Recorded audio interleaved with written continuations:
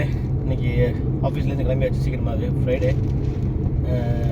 ஆக்சுவலாக நம்ம வந்து இன்றைக்கி எப்போதுமே நம்ம அந்த ஆஃபீஸு நம்ம லேட் நைட்டு தான் கிளம்புவோம். அந்த லைட் நைட்லங்கிறது நான் 11 மணி 2 மணி 1 மணிக்கு தான் கிளம்புறது. இன்றைக்கி சீக்கிரமாக கிளம்பியாச்சு. இன்றைக்கி எல்லாரையும் கேள்விப்பட்டிருப்பீங்க இந்த மைக்ரோசாஃப்ட் அவுட்டேஜ். அது காரணம் என்ன அப்படின்னா, அது சம்மந்தமாக தான் இப்போ நம்ம டீமில் ஒர்க் பண்ணிகிட்ருக்காங்க. சொன்ன ரெக்டிஃபை இன்னும் பாதி தான் ஆகிருக்கு, இன்னும் முழுசாக ஆகலை. நம்ம ப்ராஜெக்டில் வந்து நிறைய அப்ளிகேஷன்ஸ் இதனால் அவுட்டேஜ் பிரச்சனை வந்திருக்கு.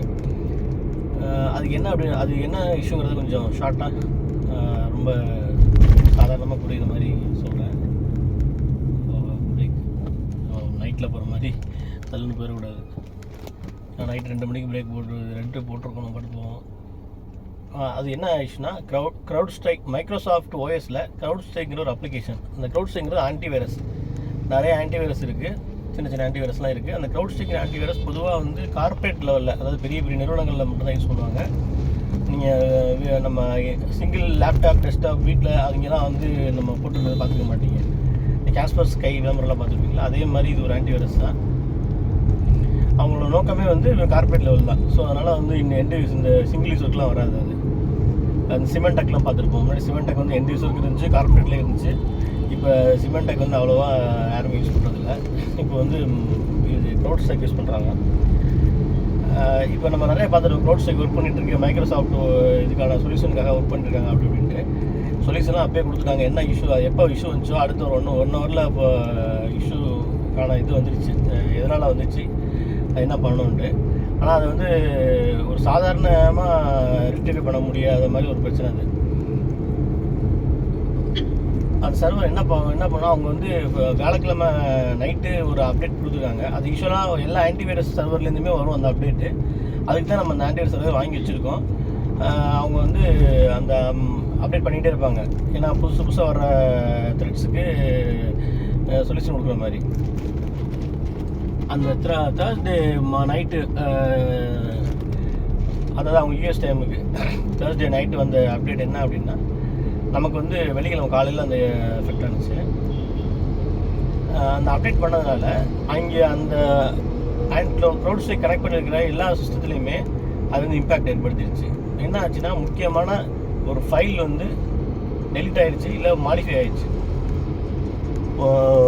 ஸோ அதனால் வந்து என்னாச்சு, எல்லா ஆப்ரேட்டிங் சிஸ்டமே வந்து எரர் அடிச்சிருச்சு. அந்த ப்ளூ ஸ்க்ரீன் எரர்னு சொல்லி எல்லாம் காட்டுறாங்க இல்லையா, அந்த ப்ளூ ஸ்க்ரீன் வந்து நார்மலாக ஒரு கம்ப்யூட்டர் பூட் ஆகிறனாலே இந்த எரர் தான் வரும். அதாவது ஒரு கம்ப்யூட்டர் வந்து எந்த பிரச்சனையாக இருந்தாலும், அதாவது ஹார்ட்வேர்லாம் ஆன் ஆகுது, மதர் போர்டு அந்த இதெல்லாம் எதுவுமே பிரச்சனை இல்லை, மதர் போர்டில் பிரச்சனைலாம் கூட அந்த ப்ளூ ஸ்க்ரீன் தான் வரும். அந்த அதாவது காமன் அந்த ப்ளூ ஸ்க்ரீனுங்கிறது அது இதனால தான் வந்துச்சுன்னு இல்லை. ஸோ இந்த க்ரௌட் ஸ்ட்ரைக் வந்து முக்கியமான ஒரு ஃபைலை வந்து மாடிஃபை பண்ணிடுச்சு. இப்போ அது வந்து அவங்க ஒரு அவங்க ஒரு சொல்யூஷன் கொடுத்துருக்காங்க, இதை வந்து டெலீட் பண்ணுங்கள் சரியாக போயிடும்ட்டு. ஆனால் என்ன பிரச்சனைனா, இப்போ எல்லா கம்ப்யூட்டருமே வந்து கனெக்ட் பண்ண முடியாதில்ல. அது வந்து ஆஃப் ஆகி எரர் அடிச்சிட்டு இருக்கு. அதை கனெக்ட் பண்ணுறதுங்கிறது அது வந்து வேறு மெயின்டெனன்ஸ் மோடில் போய்ட்டு கனெக்ட் பண்ணணும். அது வந்து சாதாரணமாக பண்ண முடியாது. ஓகேவா? அது நெட்வொர்க்கில் இருக்காது. அது இண்டிவிஜுவலாக ஒவ்வொரு கம்ப்யூட்டரையாக கனெக்ட் பண்ணுறதுக்கு அது கன்சோல் சொல்லுவாங்க, அதை எடுத்து பண்ணணும்.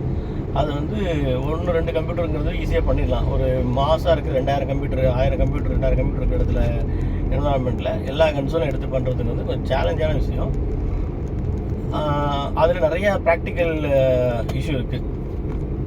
ஏன்னா என்வரான்மெண்ட்டில் பார்த்தீங்கன்னா எல்லாமே அந்த விண்டோஸ் சர்வரில் தான் போட்டு வச்சுருப்பாங்க. முக்கியமாக அந்த விண்டோஸ் சர்வரோட பாஸ்வேர்ட்லாம் இன்னொரு கம்ப்யூட்டரில் இருக்கும். செக்யூரிட்டி பர்பஸுக்காக ஒரு டூல் சைபர் ஆர்க்னு சொல்லுவாங்க.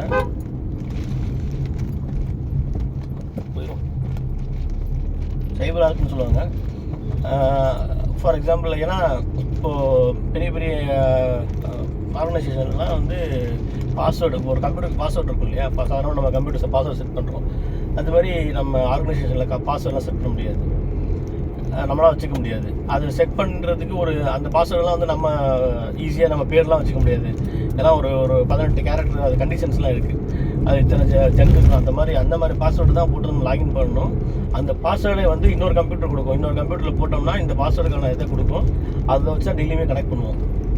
ஸோ இப்போ அந்த கொடுக்குற பாஸ்வேர்டுமே ஒரு விண்டோஸ் சர்வரில் தான் இருக்குது. இப்போ அந்த சர்வருமே டவுனில் இருக்குது. அப்படிங்கும்போது இதில் நிறையா ப்ராக்டிக்கல் டிஃபிகல்ட்டிஸ் இருக்குது. அதனால் வந்து இப்போ ஒர்க் பண்ணிகிட்டே இருக்காங்க. நிறைய ஒன்றா தான் ஒர்க் பண்ண முடியுது. இப்போ நம்ம ஒர்க் பண்ணுற டொமைன் வந்து நம்ம விண்டோஸ் கிடையாது, நம்ம லைனக்ஸில் ஒர்க் பண்ணுறதுனால லைனக்ஸ் சர்வர்ஸ்லாம் அதில் அஃபெக்ட் ஆகலை. அதனால் நமக்கு இது இன்னும் அதனால் கிளம்பியாச்சு. வந்து விண்டோஸ் அப்டேட்ஸ்லாம் அந்த அந்த விண்டோஸ் சர்வர்ஸ்லாம் அப் ஆனதுக்கப்புறம் தான் மித்த ப்ரொடக்ஷன்ஸ்லாம் ஸ்டார்ட் ஆகும். ஆனால் இது வந்து பெரிய ஒரு எப்படி சொல்கிறது, இது வந்து எப்படி இது இவ்வளவு கேர்லெஸ்ஸாக அவங்க பண்ணுவாங்களா அப்படிங்கிறது பெரிய ஆச்சரியமான விஷயம். ஏன்னா ஒவ்வொரு அப்டேட் ஒரு சாஃப்ட்வேர் கம்பெனி வந்து டெலிவரி பண்ணும்போது அதை வந்து அவங்க லேபில் போட்டு டெஸ்ட் பண்ணிட்டு தான் பண்ணுவாங்க. அது பண்ணாமல் இப்படி ஒருத்தரோட சிங்கிள் கிளிக்கில் இப்படி டோட்டல் இப்போ ஆஸ்திரேலியா கவர்மெண்ட்டே வந்து ஆஸ்திரேலியாலாம் ரொம்ப இம்பேக்டாக இருக்குன்னு சொன்னாங்க. அவங்க வந்து ஒரு இது எல்லாமே கவர்மெண்ட்லாம் முன்கூட்டி பேசியிருக்கிற அளவுக்கு கவர்மெண்ட்டில் ப்ரைவேட்ஸில் ஆஸ்திரேலியாவில் நிறைய இம்பேக்டாக இருக்குன்னு. அப்போ அதான் இப்போ ஆக்சுவலாக ப்ராப்ளம் வந்து நீங்கள் சில பேர் இப்போ விண்டோஸில் இல்லையா அப்படின்னா, விண்டோஸில் யாரெல்லாம் க்ரௌட்ஸ்ட்ரைக் யூஸ் பண்ணுறாங்களோ, நிறைய பேர் வேறு ஆன்டிவைரஸ் யூஸ் பண்ணுவாங்க, அவங்களுக்கு இந்த பிரச்சனை வந்திருக்காது. ஆனால் க்ரௌட்ஸ்ட்ரைக் யூஸ் பண்ணுற other operating systems Linux, Mac OS அதெல்லாம் எந்த பிரச்சனையும் இல்லை. ஸோ இதுதான் இஷ்யூ போயிட்டுருக்கு. சொல்யூஷன் கிடச்சிருச்சு, ஆனால் அது வந்து அது ரெக்டிஃபை பண்ணுறது கொஞ்சம் சிக்கலான விஷயம். அதான் பார்த்துட்ருக்காங்க. நம்ம அப்படியே கிளம்பலாம் வீட்டுக்கு. போயிட்டு எந்நேரமும் திருப்பி, ஏன்னா நம்மளோட லைனக்ஸ் ஆப்ரேட்டிங் சிஸ்டம் உனக்கு எப்போ ஒர்க் ஆகலை அப்படின்னா, சர்வரில் ஒர்க் ஆகிட்டு தான் இருக்குது. அதை கனெக்ட் பண்ணுறதுக்கு தேவையான டூல்ஸு எல்லாமே வந்து பார்த்திங்கன்னா விண்டோஸில் இருக்கும். நம்மளோட சர்வர் எந்த எஃபெக்டும் இருக்காது, டிஸ்டர்பன்ஸ் இருக்காது. சப்போர்ட்டிங் சாஃப்ட்வேர்ஸு இதெல்லாம் வந்து விண்டோஸில் இருக்கும். அதெல்லாம் வந்தால் தான் நம்ம அந்த சர்வர் வைக்கிறது ஒர்க் பண்ண முடியும்.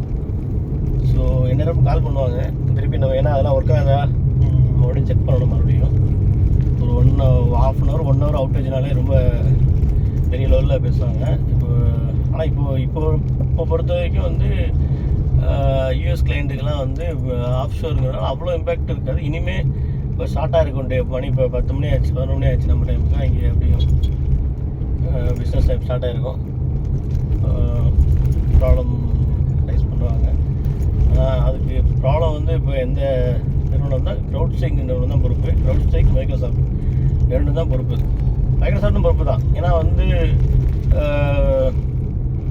அது எப்படி அவங்க அக்ரிமெண்ட்னு தெரியல. ஆனால் ப்ராடக்டோட டெலிவரி வந்து மைக்ரோசாஃப்ட் தான் பண்ணுறாங்கும்போது மைக்ரோசாஃப்ட் அப்ரூவல் இல்லாமல் அதை டெலிவரி பண்ணுவாங்களா, இல்லை அப்படிலாம் கிடையாது, மைக்ரோசாஃப்ட்டுக்கு சம்மந்தம் கிடையாது, க்ரௌட்ஸ்ட்ரைக் தான் அப்படிங்கிற மாதிரி வராங்கன்னு தெரியல. ஆனால் மெயின் ஏ1 வந்து க்ரௌட்ஸ்ட்ரைக் தான். பார்க்கலாம் க்ரௌட்ஸ்ட்ரைக் இனிமேல் இருக்குமா அப்படிங்கிறது. ஏன்னா ஒரு இவ்வளோ பெரிய இம்பேக்ட் வந்து சைபர் அட்டாக் அப்படின்னா வேறு மாதிரி போகும். சைபர் அட்டாக்கு இல்லை வந்து இந்த மாதிரி ஸ்பாமர் அட்டாக்கு அப்படின்னா வேறு மாதிரி. இது வாண்டடாக வந்து அவன் கொடுத்த அப்டேட்னால வருது அப்படின்னா யாருமே அக்செப்ட் பண்ணிக்க மாட்டாங்க. சும்மா இருந்த கம்ப்யூட்டர் ஏன்டா அப்படின்ட்டு. ஏன்னா பிரச்சனையே எதுவும் வரக்கூடாதுங்கிறதுக்காக செக்யூர் பர்பஸுக்காக போட்டது வந்து சுத்தமாக காலி பண்ணிடும் அப்படின்னா எவ்வளோ இம்பேக்ட் ஆக போகுதுன்னு தெரியல. இன்னும் நிறைய பேசுவாங்கன்னு நினைக்கிறேன். நாளைக்கு இன்னும் தெரிய வரும். அசால்ட்டாக ஒரு ட்வீட் போட்டிருக்காரு, நாங்கள் வேறு ஒர்க்கிங் ஆன் யார் ஜார்ஜ் நேம் ஜார்ஜ் பாக்கா அவர் தான் சிஇஓ க்ரௌட்ஸ்ட்ரைக் போட்டிருக்காரு. டீம்ஸ் ஒர்க்கிங் ஆன் இட் போட்டு நம்ம டைம் காலையில் ஒரு 1 மணிக்கு போட்டிருக்காரு. யார் நடிக்கிறது, எங்கே போகிறது, போயிட்டு தானே இருக்கோம். அது மாதிரி அவங்க பிஸ்னஸ் எப்படி இருக்கும் எல்லாமே கேள்விக்குறி தான். அந்த கம்பெனியில் பண்ணுற எம்ப்ளாயிஸ் யார் பண்ண தப்புனால வந்து தெரியல. ஏன்னா இது வந்து அக்செப்டபிளே டெஸ்ட் பண்ணியிருந்தாங்கன்னா கண்டிப்பாக தெரிஞ்சுருக்கும். ஏன்னா எல்லா சர்வரிலும் ஒரே பிரச்சனை தான் வந்திருக்கு. யாருக்குமே வந்து எனக்கு பிரச்சனை இல்லை உனக்கு பிரச்சனை வந்திருக்கு அப்படிங்கிற மாதிரி ஒரு இது இல்லை, புரியுங்களா? இது எங்களுக்கு மட்டும் தான்ப்பா, அதாவது இப்போ நாங்கள் க்ரௌட்ஸ்ட்ரைக்கை தான் யூஸ் பண்ணுறோம் ஆனால் எங்களுக்கு பிரச்சனை இல்லையே அப்படிங்கிற மாதிரி ஒரு ஸ்டேட்மெண்ட் இன்னும் வரைக்கும் வரல. ஏன் சொல்கிறேன்னா, அப்போ வந்து நான் சொல்லலாம், நாங்கள் செக் பண்ணோம் எங்களுக்கு ஒர்க் ஆகலை, எங்களுக்கு ஒர்க் ஆனிச்சு அப்படி டெஸ்டிங்கில் வந்து பிரச்சனை இல்லை அப்படின்னு சொன்னால் கூட ஒரு அக்செப்டபிள். இப்போ இது டிபெண்ட்ஸ் அப்படின்னு நம்ம கொஞ்சம் கெஸ் பண்ணலாம். அதுவுமே தப்பு தான், அதுவுமே பண்ண வரக்கூடாது. இருந்தாலும் அப்படி இருந்தாலும் நம்ம வந்து ஒரு சரி ஓகே மல்டிபிள் என்வரான்மெண்ட் வேறு தூரம் என்வரான்மெண்ட் சப்போர்ட் இதனால் இந்த மாதிரி பிரச்சனை வருதுன்னு நம்ம புரிஞ்சுக்கலாம். ஆனால் அந்த மாதிரி இதுவும் இல்லை, அந்த மாதிரிலாம் ஒரு இதுவும் இல்லை. இது ஒர்க் ஆகலைன்னா ஒர்க் ஆகலை. அது க்ரௌட் ஸ்ட்ரைக்கு நீங்கள் கனெக்ட் பண்ணியிருந்து அப்டேட்டாக இருந்துச்சுன்னா குட்.